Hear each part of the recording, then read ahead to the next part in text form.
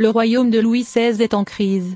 Impuissant face aux nombreuses difficultés financières qu'il rencontre, le roi décide de convoquer les États généraux. Le 5 mai 1789, le roi Louis XVI ouvre les États généraux à Versailles. C'est le dernier moyen qui lui reste pour tenter de sauver le royaume de la faillite en faisant voter de nouveaux impôts.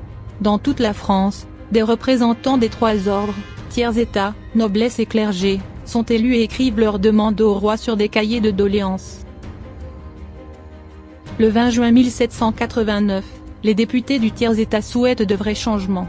Ils décident de se réunir au salon du jeu de paume. Ils jurent de donner une constitution à la France, un texte qui fixe l'organisation de l'État. C'est le serment du jeu de paume. Les députés des autres ordres les rejoignent bientôt. Ensemble, ils forment l'Assemblée nationale constituante, qui a pour mission de rédiger ou d'adopter une constitution. Le 11 juillet 1789, le roi mécontent fait venir environ 20 000 soldats autour de Paris. La tension monte au sein du peuple. Se sentant menacés, les Parisiens s'emparent de fusils et de canons aux Invalides. Le 14 juillet 1789, la foule s'empare ensuite de la Bastille pour se procurer des munitions et pour casser l'image de cette vieille forteresse, une prison, qui symbolisait les abus de pouvoir du roi.